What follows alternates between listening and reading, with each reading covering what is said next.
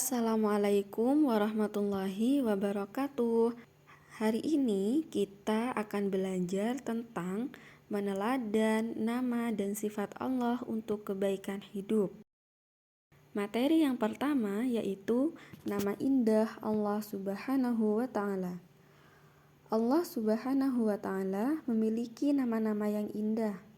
Hal ini dapat diperhatikan pada salah satu ayatnya, yaitu dalam Al-Quran Surah Al-A'raf ayat 180 yang artinya Allah memiliki Asma'ul Husna, nama-nama yang terbaik, maka bermohonlah kepadanya dengan menyebut Asma'ul Husna itu dan tinggalkanlah orang-orang yang menyalahartikan nama-namanya. Mereka kelak akan mendapat balasan atas apa yang telah mereka kerjakan. Asma'ul Husna merupakan nama-nama yang baik, mulia, dan agung yang dimiliki oleh Allah Subhanahu wa Ta'ala. Hanya Allah Subhanahu wa Ta'ala yang berhak memiliki dan menyandang nama-nama tersebut. Dengan mengenal dan memahami Asma'ul Husna, hati, pikiran, dan tindakan kita menjadi lebih tenang dan meningkatkan keimanan kita kepada Allah Subhanahu wa Ta'ala.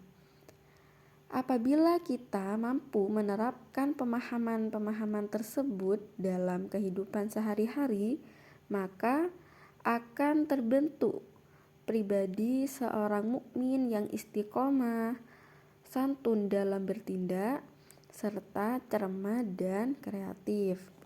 Materi yang kedua yaitu mengenal Allah Subhanahu wa Ta'ala melalui beberapa lafal Asma'ul Husna. Pada bab ini akan dipelajari beberapa Asma'ul Husna, yaitu yang pertama Al-Alim, yang kedua Al-Khabir, yang ketiga As-Sami', dan yang keempat yaitu Al-Basir. Yang pertama, Al-Alim. Al-Alim terambil dari kata al-ilm yang memiliki makna sesuatu yang terjangkau sesuai dengan keadaan sebenarnya. Dalam hal ini, Al-Alim artinya Allah Maha Mengetahui.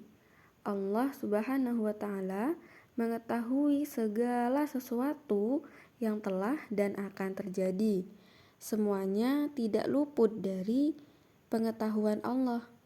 Pengetahuan Allah ini tidak terbatas oleh ruang dan waktu.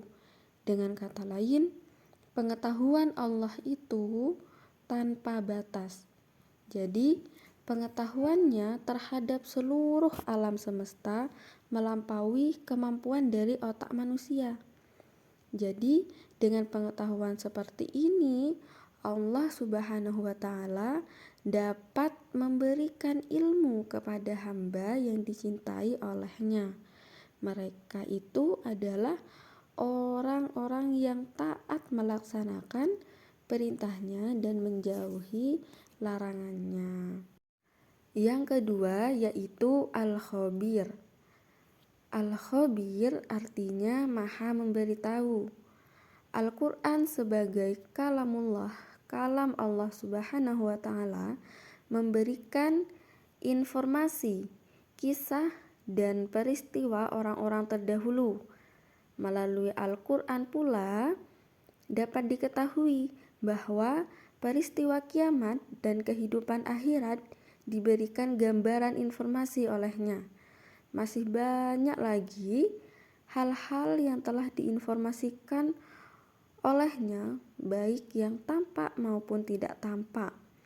Hal ini dapat dilihat dalam firman Allah Al-Quran Surah Al-Mulk ayat 14 yang artinya, apakah pantas zat yang menciptakan itu tidak mengetahui, sedangkan dia juga maha halus lagi maha mengetahui. Yang ketiga yaitu As-Sami'. As-Sami' memiliki arti bahwa Allah Subhanahu wa Ta'ala Maha mendengar. Suara apapun di dalam semesta ini dapat terdengar olehnya.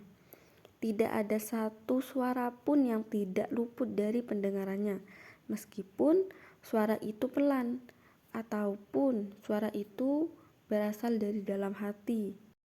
Yang keempat yaitu Al-Basir. Al-Basir memiliki makna bahwa Allah Subhanahu wa Ta'ala Maha melihat segala sesuatu. Penglihatannya menjangkau segala sesuatu, bahkan yang lembut dan kecil sekalipun. Langit dan bumi dan seluruh alam semesta tidak luput dari penglihatan Allah Subhanahu wa Ta'ala. Hal ini dapat dilihat atau dapat dipahami melalui firman Allah Subhanahu wa Ta'ala dalam Al-Quran surah Al-Isra ayat 1 yang artinya Maha suci Allah yang telah memperjalankan hambanya pada malam hari dari Masjidil Haram ke Masjidil Aqsa yang telah kami berkahi sekelilingnya, agar kami perlihatkan kepadanya sebagian tanda-tanda kebesaran kami. Sesungguhnya Dia Maha mendengar lagi Maha melihat. Materi yang ketiga yaitu mewujudkan kebaikan hidup sesuai dengan nama dan sifat Allah. Jadi kita sebagai seorang muslim harus memahami Asmaul Husna, karena di balik nama-nama tersebut ada keutamaan-keutamaan yang bermanfaat agar diri kita menjadi lebih baik. Dengan membaca Asmaul Husna setiap hari, orang muslim akan lebih mengenal Allah Subhanahu wa Ta'ala. Dengan mengenal Allah, membuat seseorang menjadi lebih mengetahui kekuasaan yang dimiliki oleh Allah, sehingga mempunyai rasa takut kepada Allah, terutama apabila melanggar perintahnya. Materi yang keempat yaitu perilaku yang mencerminkan Asmaul Husna, Al-Alim, Al-Khabir, As-Sami, dan Al-Basir yang kita bahas sebelumnya. Sifat-sifat Allah SWT yang dicerminkan pada Al-Alim, Al-Khabir, As-Sami, dan Al-Basir hendaknya dijadikan pendorong untuk melakukan kebaikan dalam kehidupan. Sebagai cerminan dari pemahaman ini, teman-teman dapat mewujudkan perilaku yang baik antara lain. Yang pertama, mewujudkan percaya diri atas ilmu yang diberikan oleh Allah Subhanahu wa Ta'ala untuk menjelaskan kebenaran. Kemudian yang kedua, tekun dalam belajar dan pada sesuatu yang dianggap baik oleh agama. Yang ketiga, berperilaku jujur dalam perkataan dan perbuatan dalam kehidupan sehari-hari. Yang ketiga, teliti dalam belajar, mengerjakan soal, dan dalam menjalani aktivitas sehari-hari. Yang keempat, senantiasa mendengarkan perintah dan nasihat bapak atau ibu guru. Yang kelima, menjadi pendengar yang baik, serta yang terakhir, memiliki pandangan ke depan, sehingga mampu secara bertahap mewujudkan cita-cita yang dikehendaki. Demikian materi yang dapat saya sampaikan, kurang lebihnya mohon maaf. Wallahul muwaffiq ila aqwamit thoriq. Wassalamualaikum warahmatullahi wabarakatuh.